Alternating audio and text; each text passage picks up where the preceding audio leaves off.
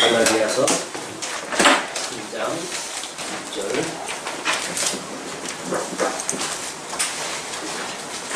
어리석도다 갈라디아 사람들아, 예수 그리스도께서 십자가에 못 박히신 것이 너희 눈앞에 펼쳐진 보이거늘 누가 너희를 끌더냐.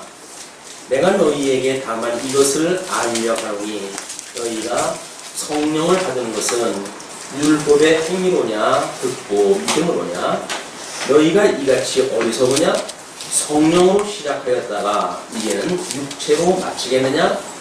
너희가 이같이 많은 괴로움을 헛되이 받았느냐. 과연 헛되냐. 너희에게 성령을 주시고 너희 가운데서 능력을 행하시는 이의 일이 율법의 행위에서냐 듣고 믿음에서냐. 3장 우리 들어주면서 사도 바울은 갈라디아 교인들에게 매우 경고의 그런 그 메시지를 전하게 됩니다. 그것이 바로 뭐냐면 어리석도다 갈라디아 사람이다, 그 이야기예요. 갈라디아 그 성도들에게 지금 사도 바울이 표현하는 것이 어리석다 이렇게 표현합니다. 많이 충격적인 이야기죠. 편지 그래서 그 교회 성도들에게 사도 바울이 어리석다라고 표현했다 한 그거는 심각한 표현이에요. 근데 이 심각한 표현이 그냥 뭐 영적으로 중생되지 않았기 때문에 그래서 마치 이렇게 저주 아래에 있는 사람들 그런 그 사람들이기 때문에 어리석다라고 표현을 한 건 아닐 거예요. 그래서 이 성경이 어리석다라고 하는 표현을 한 성경을 우리가 한번 누가복음에서 찾아볼까 합니다. 누가복음 24장을 한번 보시죠. 누가복음 24장, 우리 그 예수님이 부활하시고 나서의 사건인데요. 지금 엠마오로 가는 그런 그 사건들 중에 이런 그 사건이 지금 소개가 되어집니다. 시간들로 보게 되면 그날에 저희 중 둘이 예루살렘에서 25일이 되는 엠마오로 하는 초원으로 가면서 이 모든 된 일을 서로 이야기하더라. 저희가 서로 이야기하며 문의할 때에 예수께서 가까이 이르러 저희와 동행하시나 저희의 눈이 가리워져서 그인 줄 알아보지 못하거늘 예수께서 이르시되 너희가 길 가면서 서로 주고받고 하는 이야기가 무엇이냐 하시니 두 사람이 슬픈 빛을 띠고 머물러 서더라. 그 한 사람인 글로버라 하는 자가 대답하여 가로되 당신이 예루살렘에 오고 하면서 그일 거기서 된 일을 홀로 알지 못하느냐. 가라사대 무슨 일이뇨? 가로되 나사렛 예수의 일이니 그는 하나님과 모든 백성 앞에서 말과 일에 능하신 선지자연을 우리 대제사장들과 간원들이 사형 판결에 넘겨주어 십자가에 못 박았느니라. 우리는 이 사람이 이스라엘을 구속할 자라고 바라노라. 이뿐 아니라 이 일이 된 지가 사흘째요. 또한 우리 중에 어떤 여자들이 우리로 놀라게 하였으니 이는 저희가 새벽에 무덤에 갔다가 그의 시체는 보지 못하고 와서 그가 사르셨다 하는 천사들의 나타남을 보았다 함이라. 또 우리가 함께 한 자 중에 두어 사람이 무덤에 가 과연 여자들의 말한 바와 같음을 보았으나 예수는 보지 못하였느니라 하거늘 가라사대. 이때 예수님이 하시는 이야기입니다. 가라사대 미련하고 선지자들의 말한 모든 것을 마음에 더디 믿는 자들이요. 여기서 미련하고 이것이 지금 사도 바울이 썼던 어리석도다라고 하는 같은 단어예요. 그런 그 내용을 지금 하고 있단 말이에요. 이거는 사도 바울이 어리석도다 갈라디아 이 교인들아 라고 이야기했던 것은 예수님이 지금 표현했던 이런 역사적 배경과 상관한 것이 않겠죠.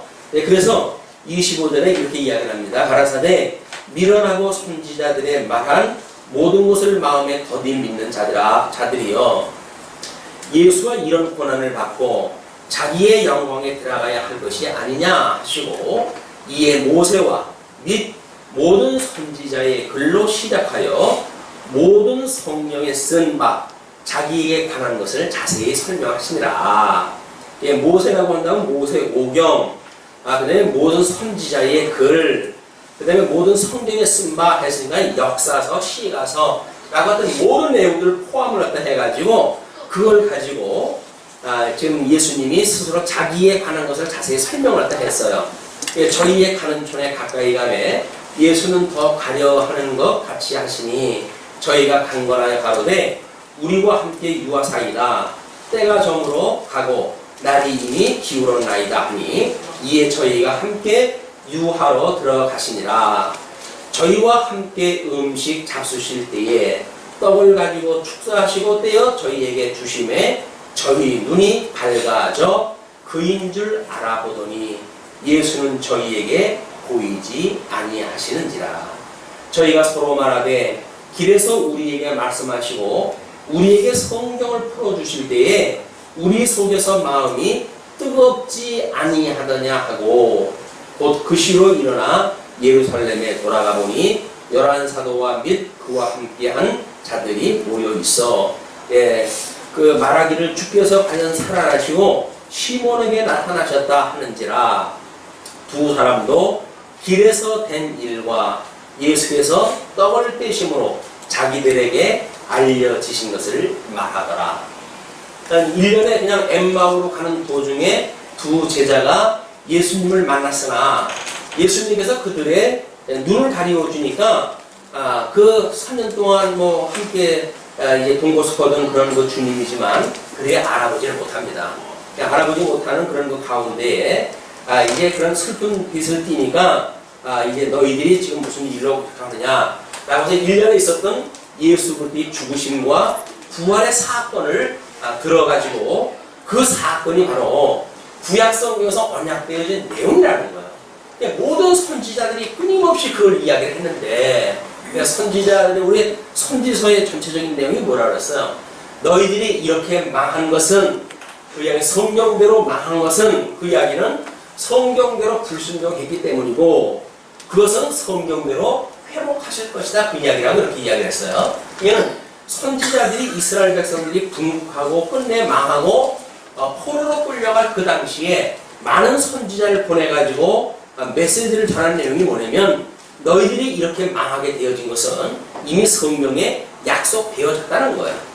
그리고 이 약속되어졌기 때문에 너희들이 지금 이렇게 망하고 있는 것이고, 이렇게 망하게 되어진 것은 너희들이 불순종하였기 때문인데, 그 불순종 또한 이미 성경에 약속되어졌기 때문에 너희들이 불순종한다는 이야기예요. 또 하나의 약속이 남아져 있는데, 하나님은 너희를 회복을 하실 것이다. 그것도 이미 성경에 약속되어진 것이다, 그 이야기예요. 그러니까 이스라엘 백성들은 자기네들이 하나님 앞에 뭐 율법을 드려가지고 잘 산다고 생각했는지 모르겠죠. 때로는 자기네들이 내 탓이요 해가면서 우리가 하나님 앞에 불순종했기 때문에 이렇게 망할 수밖에 없었다고 하는 이런 거 생각을 가지고 있는지도 모르지요. 그러나 그들의 불순종도 망하게 되어진 것도 심지어 그거로부터 회복해서 이스라엘 백성들로 하여금 아들로 삼으시고 또 그들의 하나님이 되신다고 선언하셨던 그 하나님이 모든 것들이 언약대로 지금 되어져 가고 있다고 하는 사실이에요.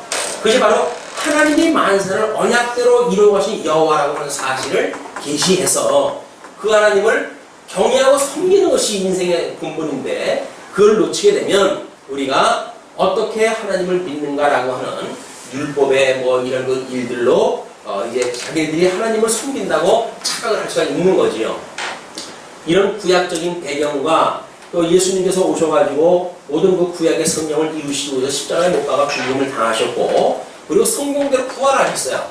그럼에도 불구하고 그런 그 복음을 들었던 갈라디아 교회의 성도들은 지금 엉뚱하게도 지금 율법주의자들의 미혹에 흔들리고 있는 거예요. 왜냐면 이것이 인간의 본성이기 때문에 그렇습니다.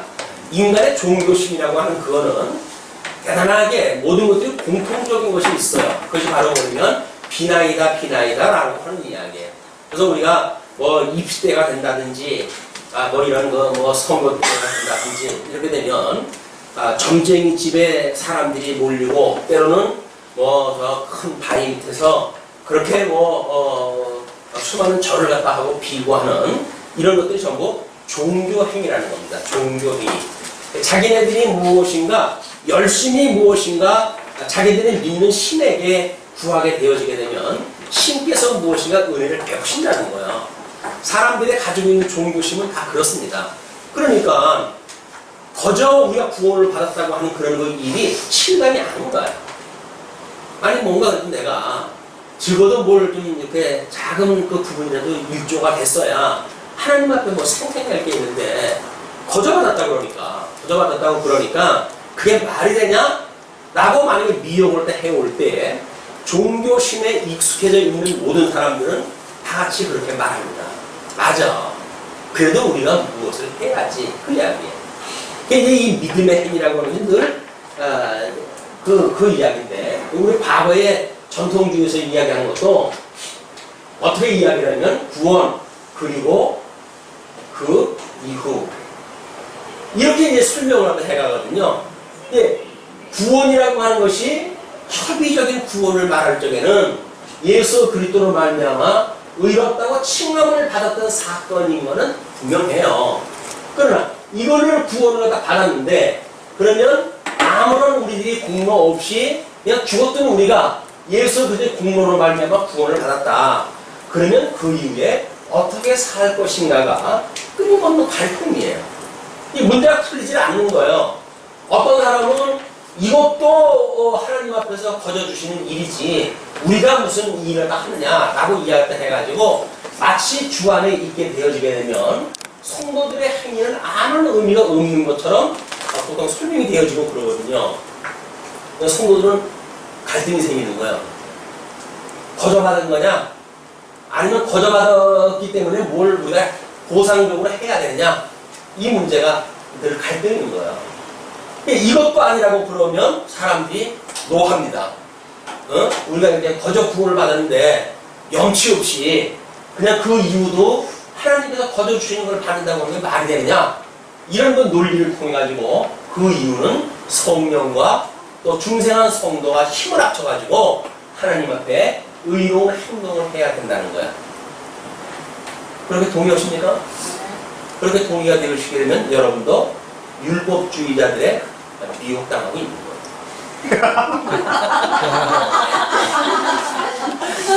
근데 만약에 행위가 아무것도 아니라고 하는 생각 때문에 이 여기에 행위까지도 만약에 무시하는 사람들이 있다고 한다면 그 사람들을 소위 쾌락주의자라고 이야기를 합니다. 얘는 하나님께서 우리를 갖다 해가실 때 우리들한테 뭔가 우리를 자꾸 우리 몸을 갖다 괴롭게 해가지고 우리를 괴롭게 해가지고 하나님을 믿거나 신을 믿는 사람들이 있어요. 또 한쪽에서는 뭐 구원을 받았는데 뭐 그렇다고 한다면 내가 하고 싶은 대로 하면서 살면 되지 라고 하는 쾌락 중심으로 생각을 하는 두 가지 부류가 있다고 이야기했잖아요. 늘 그렇다는 이야기예요. 그러나 우리가 이걸 우리 로마서에서 아주 깔끔하게 정리가 됐잖아요. 자, 우리는 이 구원에 대한 문제를 인간은 말할 수 없이 불의했습니다. 그렇게 이야기를 했어요. 이랬던 그 우리를 하나님께서 우리를 의롭다고 칭해 주셨습니다. 이렇게 이야기를 했어요. 그렇죠? 여기까지 다 동의를 하실 거예요. 그리고 12장 이후에 가게 되면 그 이야기 12장 이후에 가게 되면 거기에서 뭐라고 그럽니까? 우리 하나님께서 그 의의 이 시련이 어떠한 것인가에 대해서 잘 정리가 되어 있잖아요. 그러니까 이 이야기는 결국 뭐예요? 인간은 아담 이후에 모든 사람들이 타락되어져 있기 때문에 죄악 가운데 있기 때문에 불의할 수밖에 없다는 거예요. 이런 우리 주님은 우리께서 살려주셨다는 거예요.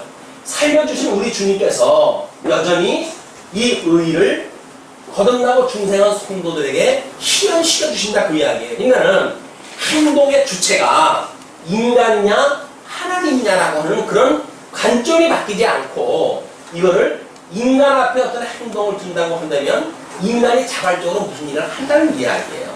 그것이 하나님께서 보실 때의 악이라고 이야기를 하는 겁니다. 여기서 선한 일을 하느냐 안 하느냐 그 개념이 아니라 인간의 이런 어떤 행위의 주체, 인간의 생각이 하고 인간의 우리 마음이라고 하는 것이 이제 우리 동양학에서는 이렇게 이야기를 하죠. 동양학에서는 이렇게 해가지고 이걸 혼백이라고 이렇게 이야기해요. 혼백. 그리고 이제 이 마음이 있는데 마음에 대한 것은 기억과 그 다음에 감정과 그 다음에 우리의 뭐 생각이라고 했나 뭐 이것이 있는 요새 마음의 3대 요소라고 이렇게 이야기를 하는 거예요. 그냥 자전적 의미예요. 그러니까 우리가 사전을 들여다보게 되면 마음의 3대 요소가 뭡니까? 라고 하는 지정의라고 하는 그것이 우리 마음의 3대 요소란 말이에요. 그러나 죽어도 없어지지 아니하는 이런 어떤 요소가 있는데 그거를 혼백이라 이렇게 이야기를 하는 거예요. 그러니까 우리가 부모님이 돌아가셨을 적에도 왜 사람들은 사대봉사를 하고 그럴까요? 이 혼백은 아주 없어지는 것이 아니기 때문에 그렇다는 이야기예요. 동양적인 어떤 이런 인간론의 기초를 한다고 했을 때 이건 철저하게 인간이 모든 행동을 해야죠. 이런 그 주체가 인간이니까. 그러나 우리가 성경에서 이야기하는 것을 보게 되면 우리들의 이것은 우리가 영과 육으로 지음을 받았다고 이렇게 이야기를 하지 않았어요. 그래서 이 중간에 거는 우리가 마음이라고 이렇게 이야기를 했습니다.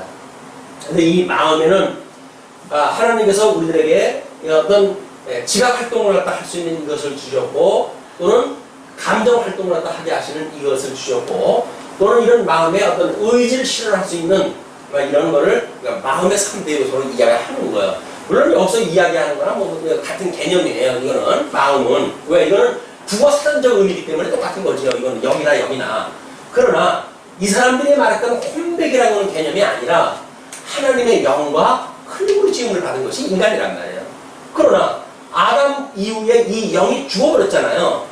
이 영이 죽은 영으로서의 살아가는 마음이 과연 무엇인가? 이 지정이라고 하는 것은 죽은 마음을 가지고 있는 그냥 사단의 종, 이것이 만약에 우리가 죽은 영이라고 한다면 이건 철저하게 사단의 종노릇을 할 수밖에 없는 인간의 구조가 되었다 그게 아니에요. 그 이것이 인간의 불의한 인간 아닙니까? 우리는 사단의 종노릇을 할 수밖에 없어요. 이미 하나님께서 우리 사단에게 맡겨버렸기 때문에 어둠에 우리를 버려두었기 때문에 인간이 해갈 수 있는 일이라고 하는 그거는 그냥 사단의 종노릇을 하는 거예요. 그런데 이런 영계를 모르는 사람들이 봤을 적에는 물론 이 사람들도 이 혼과 백이라고 하는 것이 눈으로 보이지 않냐고 멸하지 않는 요소라고 보지요. 그러나 그거를 우리들이 말하는 하나님이 계신 영혼의 세계에 어떤 그런 그 개념까지는 이 생각을 못하기 때문에 지금 이걸 사단이 주관을 갖다 하는가 또는 성령이 주관하는가에 대한 개념이 여기는 없어요. 왜? 인간 주체가 이걸 가지고 있는 거니까. 그러니까 기독교적인 인간론에 보게 되면 인간은 흘림으로 지음을 받았고 하나님의 기운으로 우리가 이게 생명을 얻은 사람들이기 때문에 이 영이 만약에 살아있지 않고 죽었다고 한다면 사단의 영을 받고 성령으로 말미암아서 우리가 중생이 되어졌다고 한다면 이때는 성령에 의해 가지고 우리가 살아게 되어진단 말이에요. 그럼 인간이 주인이 아니라 누가 주인인 거예요? 결국 주인은 사단이거나 성령이거나 이 두 가지의 이 어떤 우리가 종으로 살아갈 수밖에 없는 것이 인간이다. 그렇기 때문에 만약에 우리가 죽었던 영이 중생이 되어졌다. 예수 그리스도의 대속 사건으로 중생이 되어졌다. 라고 이야기를 한다면 우리는 우리의 이 살아난 이 중생한 우리의 영혼 거듭나고 중생하고 또 영생이라고 말하는 이 영혼은 성령의 감동을 받아가지고 살아가게 되어지는 거예요. 아까 엠마오로 가던 두 제자가 예수님께서 구약 성경을 다 풀어가지고 그것이 예수 그리스도에 대한 것이라고 설명을 해줄 때 그 사람들의 가슴이 어땠다고 했어요? 이 마음이 뜨거워졌다고. 그게 성령께서 역사를 하신 거예요. 뭐 이상한 짓을 갖다 해가지고 성령이 임한 것이 아니라 성령을 풀어가지고 설명을 딱 하니까 이 마음에 감동이 오는 거예요. 이게 주님이 우리를 위해서 돌아가셨다는 이야기가 그 얘기야. 구약 성경에서 끊임없이 말하는 그 이스라엘의 불순종 그걸로 말미암아서 바벨론의 포로로 끌려가게 되어진 사건이 우리 예수님의 죽으실 것에 대한 사건이었단 말이야? 라고 깨달아지는 순간 구약의 역사가 바로 예수 그리스도의 이 섭리 사건을 그냥 정리해버린 거예요. 구약의 모든 그 39권의 이야기가 예수님이 잠깐 설명할 때 해준 걸로 해가지고 뭘 깨달은 거예요? 예수님이 성경대로 와가지고 성경대로 죽으시고 성경대로 부활하셨다고 하는 그 사건에 대한 것을 예표적으로 보여줬다고 하는 사실을 그 세대는 믿은 거예요. 어떻게? 성령의 감동이 그들의 마음을 감독해 가지고. 그 전까지는 몰라봤잖아요. 자기네들은 같이 살던 사람이에요. 그런데 그 예수님을 알아보지 못했어요. 왜 그럴까요?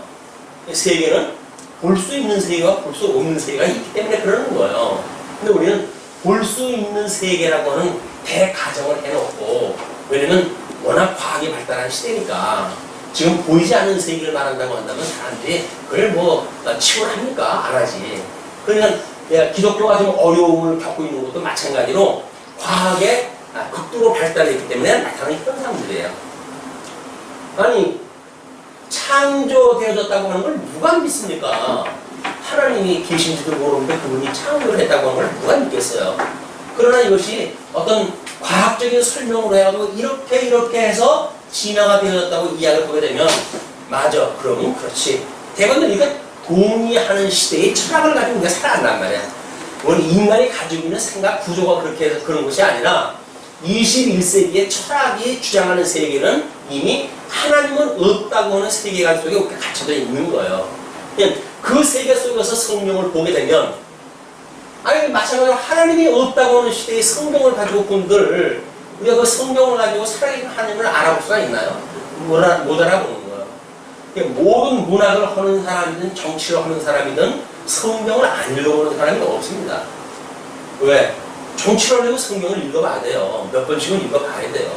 또 문학 작품을 갖다 하려고 한다면 그거 엄청난 고전인데 성경을 안 읽어보고 무슨 글을 쓰겠어요. 그 뭐 정말 주옥과 같은 그런 그 시가서의 그 내용들이 그러지 않습니까? 그 사람들은 문학적으로 접근을 다 하는 거예요. 거기에서 지혜를 얻고 뭔가 힌트를 얻고 그래가지고 그들이 글을 쓰고 그러는 거예요. 그런데 그런다고 해서 그 사람들이 그 성경에서 예수님을 만납니까? 못 만나요. 못 만나요. 그러나 성령께서 우리에게 감동을 주시게 되면 성경을 읽다가 벼랑간 뒤집어지는 역사가 일어나는 거예요. 어떤 그 뭐 일본 작가는 그런 이야기를 해요. 자기가 처음 그 하나님을 믿게 되어진 것이 성령을 피자마자 태초에 하나님이 천지를 창조하시니라 그 말씀을 듣고 고꾸라졌대요. 왜? 그래? 하나님이 천지를 창조하신 거야?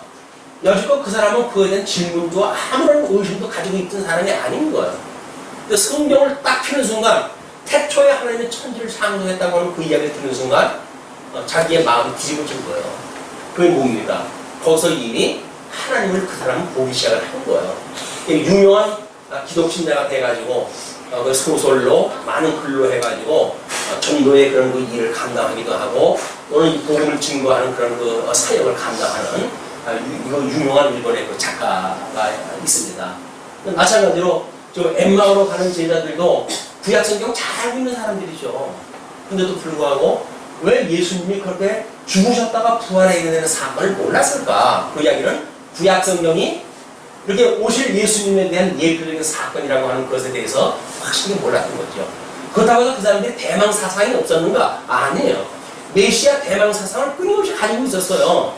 그러니까 그 제자들이 뭐라 그래요? 예수님이 그 사람이 우리들이 생각한데 우리를 구원할 자를 우리가 여겼노라.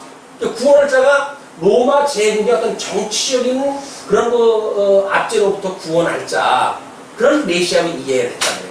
구약적인 방법, 육적인 방법으로 이해를 했기 때문에 영적인 이런 그 개념이 전혀 없었을 때다. 이때로부터 우리가 이 성경을 풀어나가야 3장의 내용이 무엇인지 들어오기 시작해요. 이게 없으면 율법이냐 뭐 복음이냐 맨날 하는 얘기가 그 얘기인데 뭐 이렇게 해가지고 또 이 사건이 흐지부지 또 이렇게 되어질 것 같으니까. 자, 그러면 어리석도다 갈라디아 사람들아, 예수 그리스도께서 십자가에 못 박히신 것이 너희 눈앞에 밝히 보이거늘. 밝히 보이십니까? 구약 성경을 통해 가지고 지금 이스라엘 백성들이 지금 그렇게 됐잖아요. 지금 하나님께서 약속대로 해가지고 이스라엘 국가가 창건되어지고 궁극되어지고 유수되어지고 회복되어졌단 말이에요. 이게 모든 역사, 이 구약 성경의 구조라고 그러지 않았어요? 그러면 이 유수가 예수부터 죽으심에 대한 그 사건이라고 했잖아요. 그런데 성경을 그렇게 요구했는데도 불구하고 예수님이 언약자손이 포로로 이렇게 죽어야 된다고 하는 사실을 몰랐다는 이야기는 이게 과연 뭘 의미할까요? 이 유수로부터 회복되어지는 것이 예수 그리스도의 부활을 의미한다고 하는 그런 내용을 모른다고 한다면 이스라엘 백성들은 구약 성경에서 바삭하게 알고 있지만 여전히 예수가 그리스도라고 하는 사실을 믿을 수가 없다는 이야기예요. 우리는 구약 성경을 통해서 끊임없이 창건, 분구, 요수, 회복에 대한 걸 봐요. 그렇죠? 그래서 우리 역대기 상하를 통해서 예수님이 이 메시아가 어떻게 돌아가시는지, 언약자손들이 어떻게 포로로 끌려가는지, 에스라, 느헤미야, 에스더를 통해서 어떻게 그들이 회복되어졌는지, 이걸 통해서 끊임없이 오실 메시아가 이 성경대로 죽으시고 성경대로 살아날 걸 우리가 공부했단 말이에요. 신약 성경 들어오자마자 예수님 사건이 다 이걸 이야기하잖아요. 4대 복음서에서 공이 나타나는 게 뭐예요? 십자가의 죽으심과 부활 사건이란 말이에요. 그럼 왜 복음서에서 이걸 이야기했는가? 구약에서 이것이 언약되어졌기 때문에 그런 거예요. 그러므로 내가 구약에 언약되어진 메시아라는 거예요. 지금 하나님께서 나를 보냈다는 이야기예요. 그러니까 주는 그리스도시고 살아계신 하나님의 아들이라고 신앙 고백이 나온단 말이에요. 자, 이 정도가 됐어요. 설명이 여기까지 왔어요. 보이십니까? 지금 여기서 이야기했던 것처럼 예수 그리스도 십자가에 죽으시고 부활했다는 사건이 밝히 보이십니까? 아니 지금 내 눈앞에는 이 목사밖에 없는데요. 그건 3차원적인 이야기고 이 영적인 세계를 통해서 놓고 봤을 때 우리는 너무나 분명하잖아요. 우리가 예수님과 함께 세례를 받았다는 게 뭐라고 그랬어요? 예수님과 함께 죽고 예수님과 함께 살아난 거라면요. 그게 우리 세례를 받은 거라면요. 그러면 우리 세례를 받았다고 그랬고 우리 주님의 몸된 교회에서 성부와 성자와 성령의 이름으로 세례를 주노라 라고 이야기를 하고 이는 이제 대한예수교 장로의 말씀동 서원교회 세례 교인이 된 것을 성부와 성자와 성령의 이름으로 선포하노라. 선포가 되어졌어요. 그 이야기는 그냥 한정적인 일입니까? 믿어져가지고 그런 거 아닌가요? 믿어져가지고 세례 받은 거 아닌가요? 그냥 의식적으로 그냥 해야 된다고 그러니까 세례를 받으신 건가요? 아니 예수님과 함께 죽었다고 예수님과 함께 죽고 예수님과 함께 살아났다고 하는 사실이 믿어지기 때문에 우리 세례를 받았단 말이에요. 그리고 만천하에 그것이 이미 선언이 됐어요. 그렇다고 한다면 우리는 뭐예요? 예수님과 함께 죽고 예수님과 함께 살아난 사람들이에요. 근데 우리가 믿어진다고 한다면 내가 세례받은 것이 믿어진다고 한다면 사도 바울의 질문에 다시 한번 대답할 필요가 있죠. 밝히 보이거늘 보이십니까? 이게 안 보이면 또 우리 세례 얘기를 또 다시 가야 돼. 내가 죽었냐 살았냐까지 다시 가야 되니까 예수님으로 말미암아 구원을 받았다고 고백을 하는 순간 우리는 죄에 대하여 죽은 사람인데요. 나는 죽고 없고 내 안에 사는 건 누구라고요? 그리스도가 사신 거라고 우리 고백을 하잖아요. 그것이 우리가 구원이라는 거예요. 구원. 근데 이 구원이라고 하는 의미를 이렇게 협의적으로 만들어 놓고 그리고 그 이후라고 이야기를 하니까 마치 여기는 어떤 믿음으로 구원을 받고 여기는 마치 어떤 행위가 있어야 되는 것처럼 이걸 이분화시켜버렸잖아요. 이건 이분화되어지는 일이 아니에요. 그냥 하나의 사건이니까요. 불의한 인간을 하나님께서 의롭다고 칭하시고 이 의롭다고 칭하셨던 인간에게 이 의를 실현해서 하나님의 영광의 의를 드러나게 하신단 말이에요. 성도는 자기가 무엇을 해가지고 하나님 앞에 영광을 돌리는 것이 아니라 하나님께서 그 성도로 하여금 영광이 드러나게 하셔가지고 그 영광을 결국 하나님께서 받으시는 거예요. 그러니까 요한계시록의 그 24정남들이 멸관을 벗어가지고 주님 앞에 벗어놓잖아요. 아니 하나님께서 이게 다 맺어진 열매인데 그걸 어떻게 제가 쓰고 있습니까? 이건 낯간지러서 잘 못해요 주님. 이건 마땅히 주님께서 받으실 거예요. 라고 고백을 하는 것이 의의 시연이라고 하는 것을 고백하는 사람이란 말이에요. 이게 믿어지지 않고 자기가 했다고 자랑하는 사람들은 멸관 뺏으려고 막 즐거워할 거예요. 이건 내 건데 왜 뺏어요? 뭐 이렇게 해가지고. 그건 그게 아니야. 스스로를 벗을 수밖에 없어요. 왜? 주님께서 하신 거니까. 그래서 우리들의 모든 실체, 이런 행위의 실체는 누구다? 사단이냐? 성령이냐?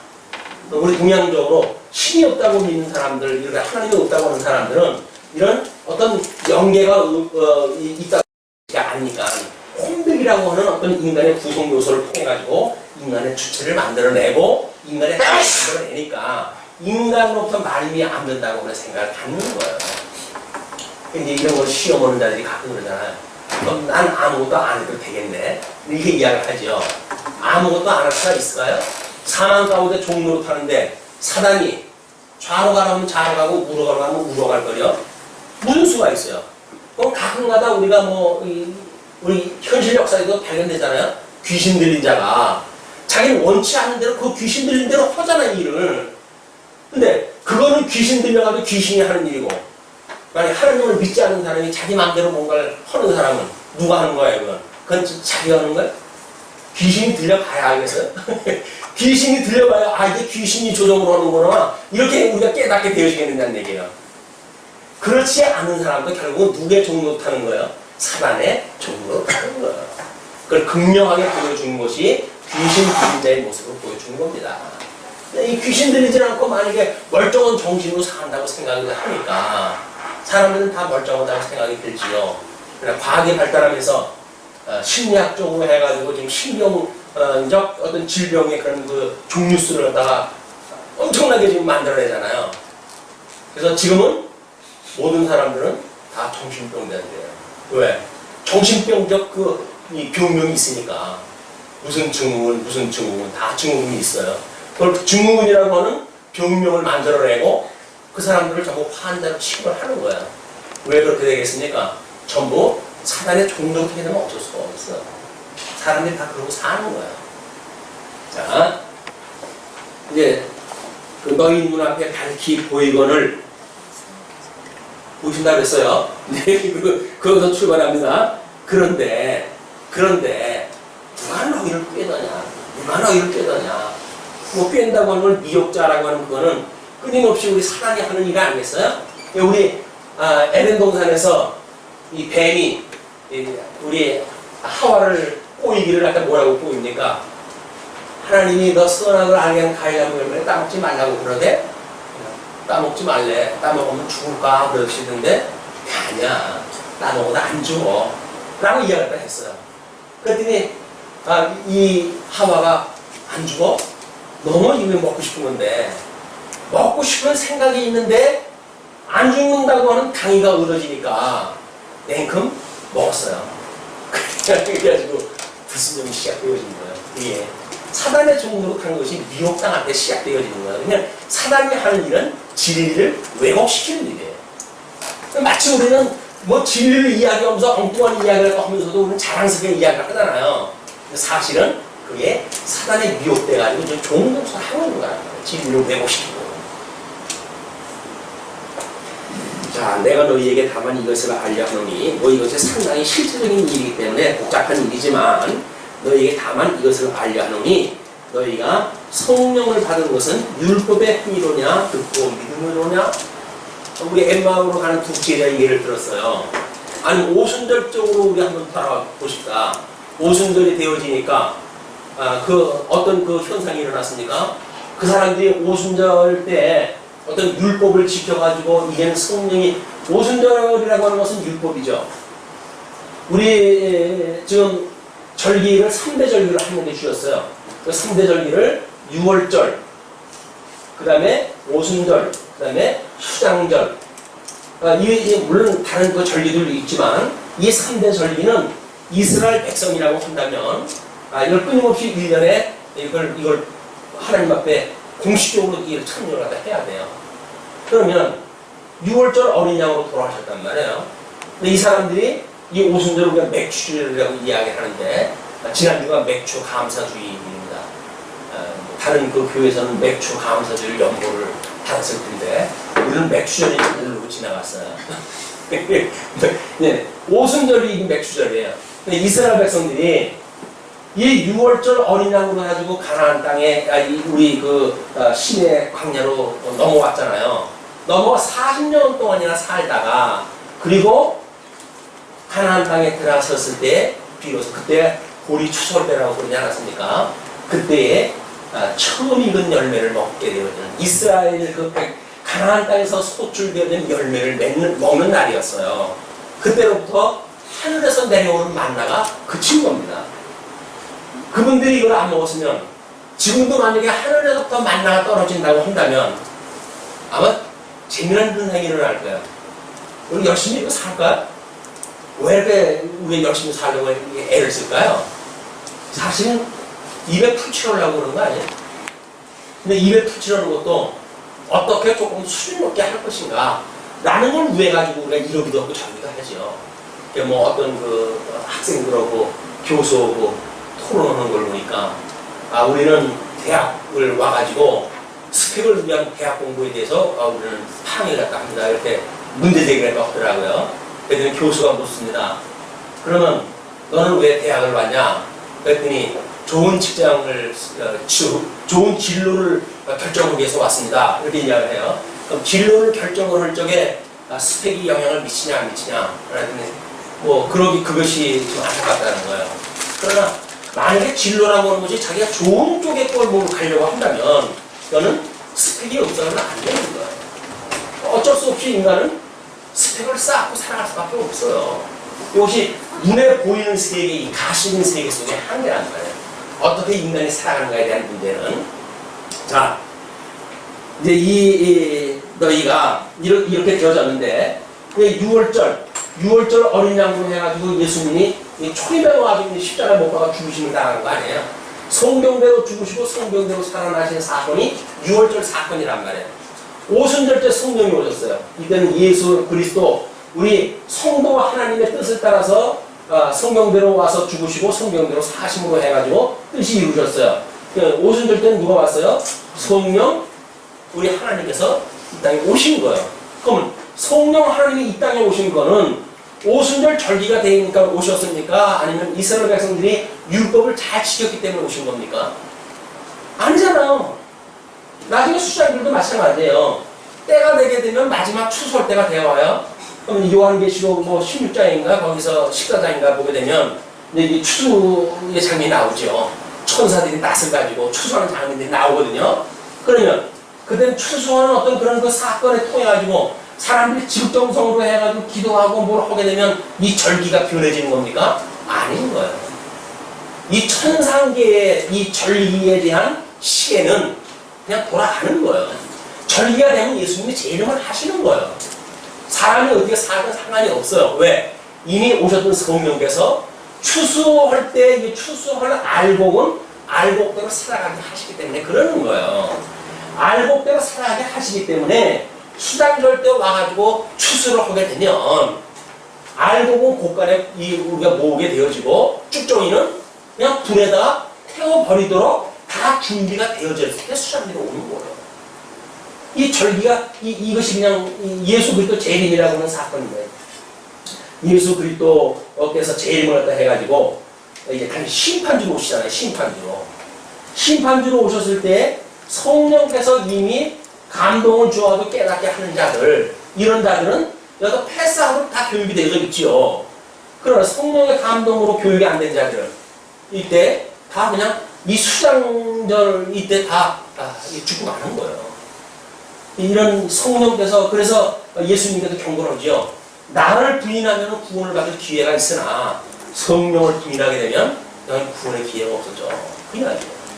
예수님이야 성령 오시기 전까지는 베드로도 부인하다 했으니까 그럴 수가 있겠죠. 그러나 성령이 오신 뒤에도 만약 성령을 거부하게 되면 성령이 우리의 진리의 인식에 주관돼가지고 구약 성경을 깨닫게 하시고 신약 성경을 깨닫게 하시고 믿음의 주에 온전케 하시는 일을 우리가 바라보게 하시고 이런데도 불구하고 그걸 믿지 않게 되면 그렇게 되면 우리는 구원의 방법이 없는 거예요. 율법을 지킨다는 이야기는 무서운 이야기입니다.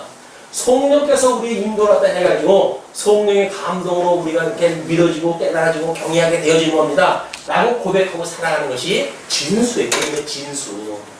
여기에서 어떤 이제 쭉정이를 가서 집어넣게 되면 사도 바울이 왜 지금 이렇게 맹공격을 합니까? 1장 몇 절에서 뭐라고 그래요? 만약에 내가 전한 복음 위에 다른 복음을 전한 자들에게는 어떻게 할지어다? 저주가 있을지 저주가. 사도 바울이 그렇게 다른 사람의 저주를 갖다가 퍼볼 정도의 그런 그 사람이 아니에요. 근데 왜 지금 갈라디아 이 교인들한테는 이 자기가 전했던 복음 이외에 다른 복음을 전한 자들에게 저주가 있을지어다라고 해가지고 선언까지 하는가? 라고는 절박한 어떤 감각의 어떤 우리가 동의를 또 하지 못하게 되면 지금 이 갈라디아에서 사도 바울이 말하고자 하는 진술을 맛볼 수가 없단 말이에요. 사도 바울이 뭐가 하셨다고 해가지고 자기가 전했던 복음을 아닌 것을 전하는 자들에게 저주까지 퍼붓겠어요. 그거는 이미 사망의 종로하는 자들이기 때문에 구원의 방법이 없다는 이야기예요. 없는 저주를 받는 것이 아니라 저주 가운데 살아가는 자들이기 때문에 여기서 구원의 반열에 들어설 수 있는 기회가 없을 것이다 그 이야기예요. 저주가 있을지어다 라고 하면 저주가 없던 자가 저주가 생기는 것이 아니라 원래 저주 가운데 있던 자니까 여기서 벗어날 복을 받지 못한다. 그냥 저주가 있을지어다 그 이야기예요. 사도 바로 하는 이야기가. 그래서 너희가 이같이 많은 괴로움을 헛되이 바라느냐? 과연 헛되냐? 여기서 재미난 것도 이 괴로움이라고 하는 단어예요. 그 괴로움이라고 하는 단어는 우리가 하나님께서 아담에게 주었던 복, 아브라함에게 주었던 이 복에 대한 마찬가지지만 이 복이라고 하는 것이 안에 저주라고 하는 내용이 함유되어져 있는 이런 그 개념이라고 그랬죠. 마찬가지로 여기서 말하고 있는 너희들의 이런 그 괴로움이라고 하는 그것도 하나님께서 괴로움 이런 그 뜻도 하나님께서 총애하신다고 하는 뜻이 있고 또는 고난을 준다고 하는 그런 의미가 포함되어져 있는 거예요. 그러니까 보세요.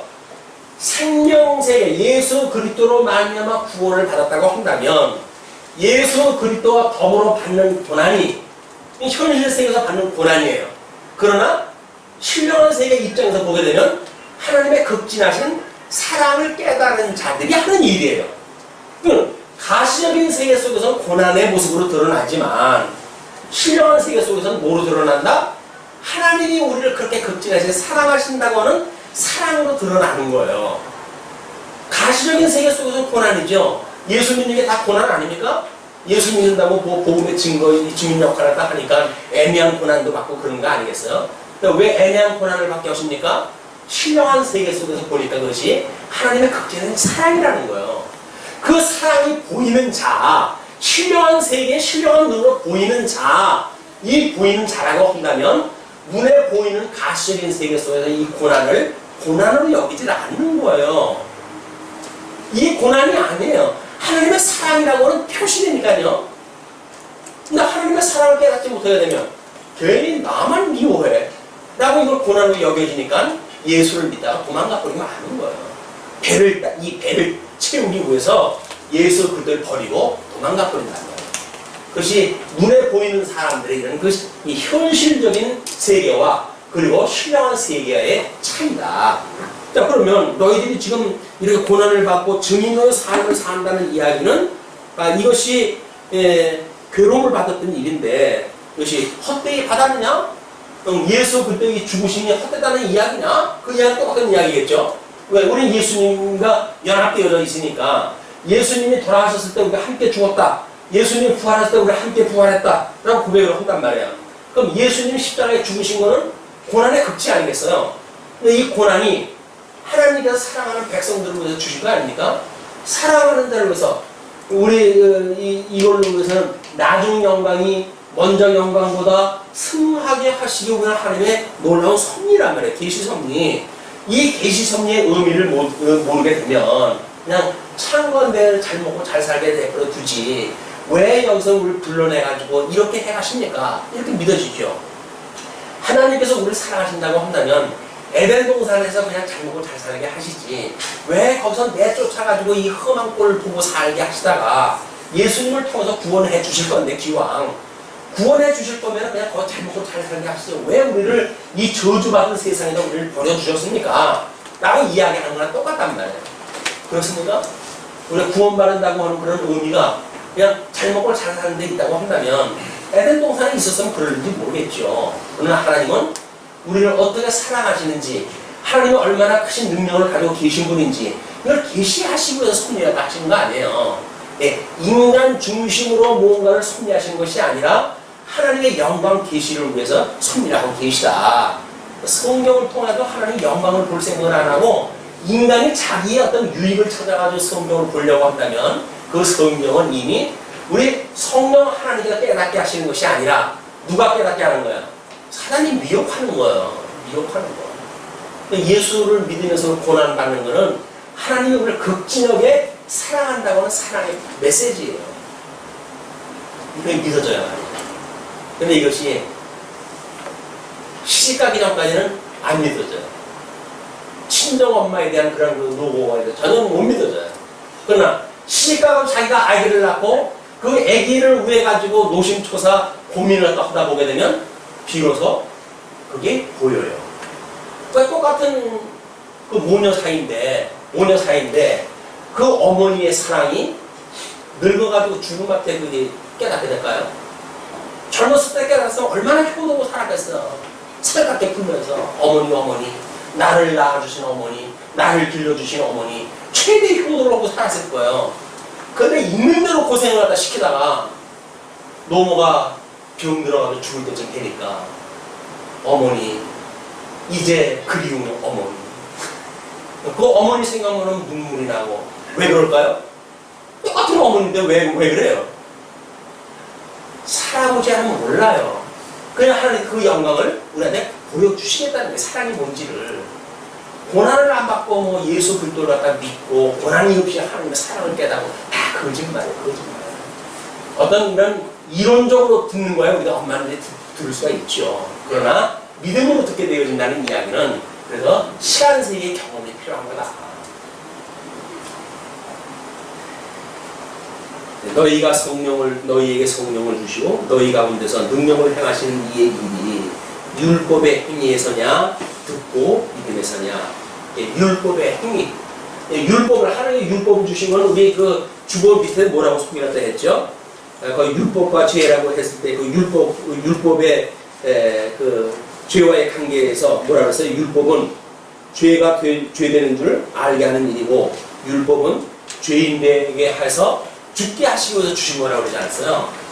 근데 그 율법을 지켜가는 걸 이룬다고 생각이 드니까 이 구약적인 그런 사람들이 그래서 예수로 인해 구원받았다고 하는 사실을 받아들이지 않냐고 그렇게 믿는 사람들을 지금 박해했던 거거든요. 그리고 미혹을 했던 거거든요. 거기에 지금 갈라디아 교인들이 미혹당하고 있으니까 너희들이 그런 것들이 율법의 행위에서냐 아니면 듣고 믿음에서냐 라고 과거에 사도 바울이 복음을 증거했을 초기에 그런 그 초기를 좀 상기시킵니다.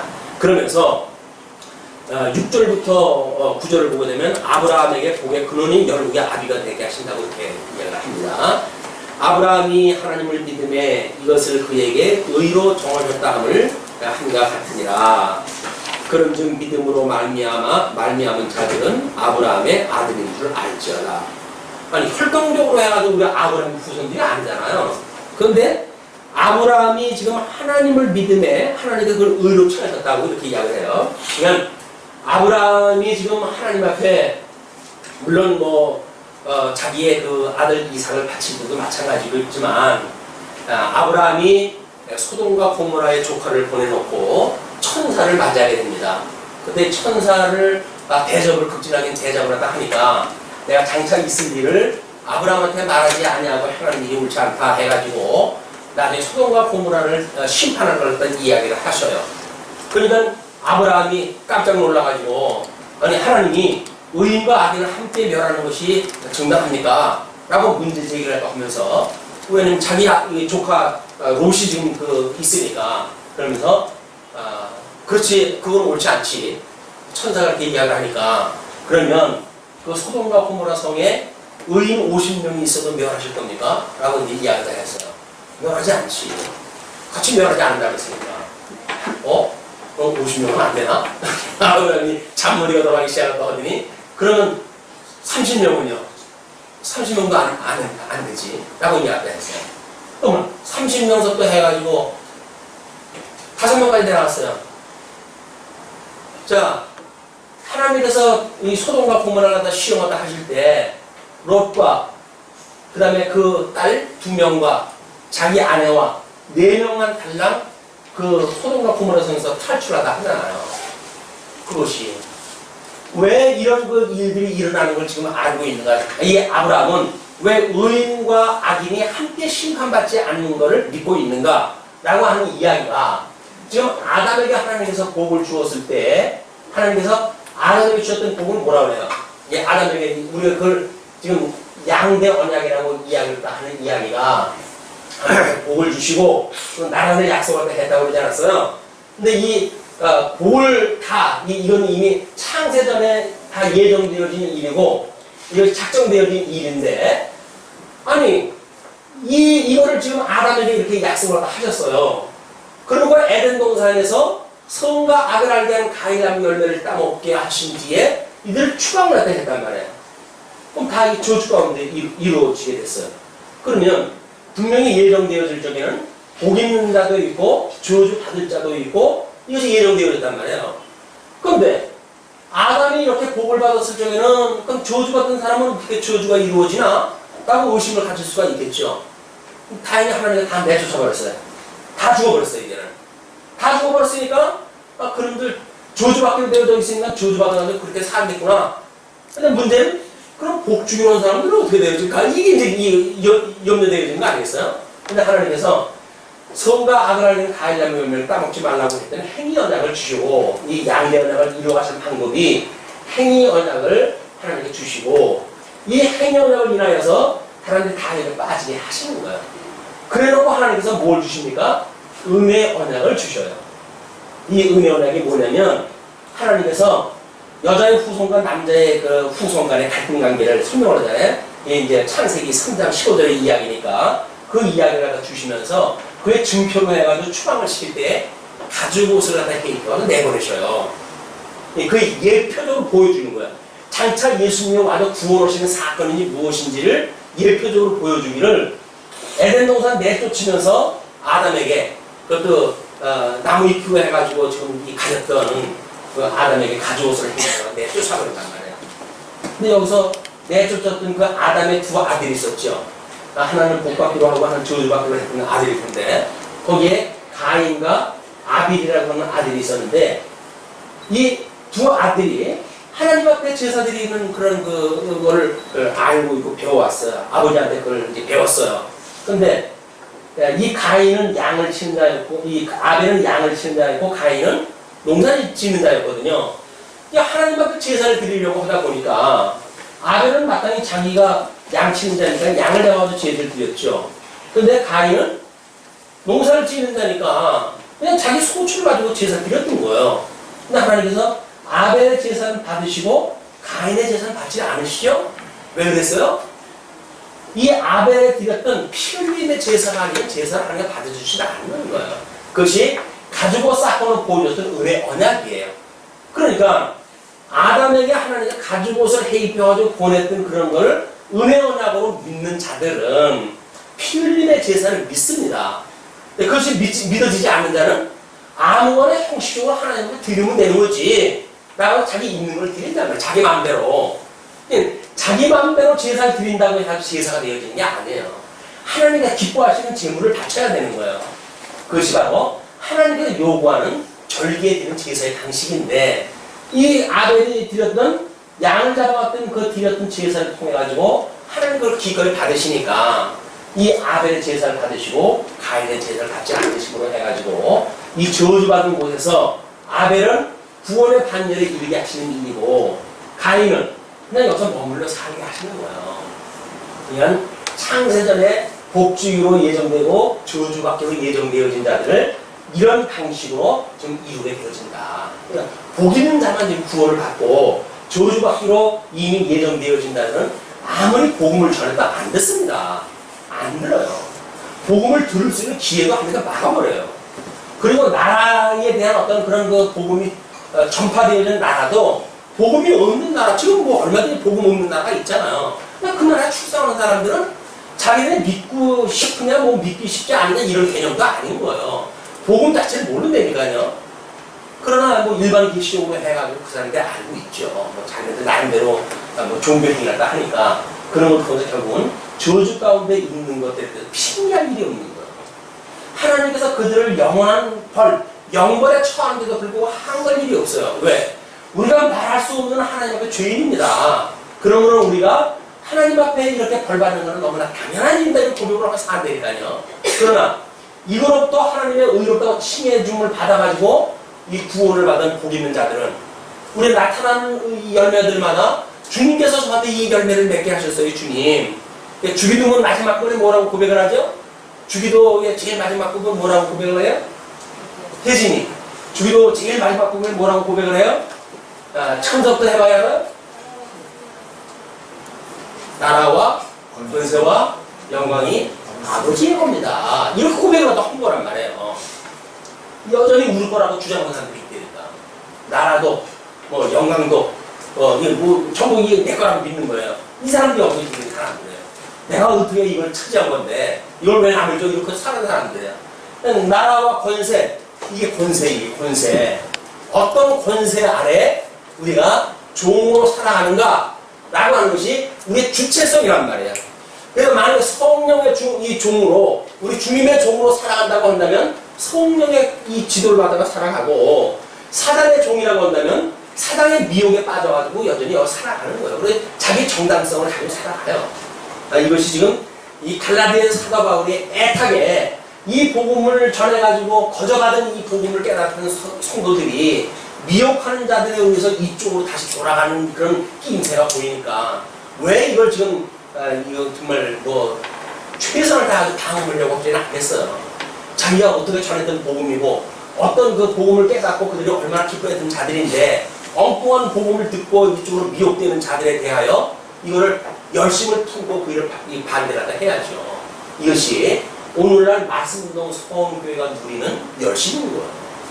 그렇지 않는 복음에 대하여 왜 다른 교회 이야기를 하냐, 뭐 왜 지금 한국 교회 이야기를 하냐라고 이야기를 하는데 그 이야기를 안 하면 이 복으로부터 지금 저주받은 거에 대한 차별화가 안 되는데 이 이야기를 어떻게 알아볼 수가 있겠어요.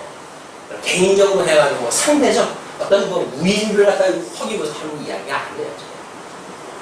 미혹되는 일이 얼마나 이게 사도 바울은 저주를 받을지어다라고 선언할 정도로 왜 이 복음을 증거했는가 이런 뜨거운 마음이 없다고 한다면 우리는 아이고 하나님 다양하실 때고 좋은 대로 다양하시겠지 왜 안 그랬어. 그러나 만약에 예수님과 우리가 한 몸이 되어졌다고 한다면 예수 그리스도의 고난에 참여한 바 되어졌다고 한다면 이런 예수를 뜨거운 마음으로 가지고 뜨거운 신앙생활을 하게 되어진 거다. 자, 이게 이제 3장의 내용이 상당히 길기 때문에 9절까지만 오늘 하고 이제 마칩니다. 그런즉 믿음으로 말미암은 자들은 아브라함의 아들인 줄 알지어다.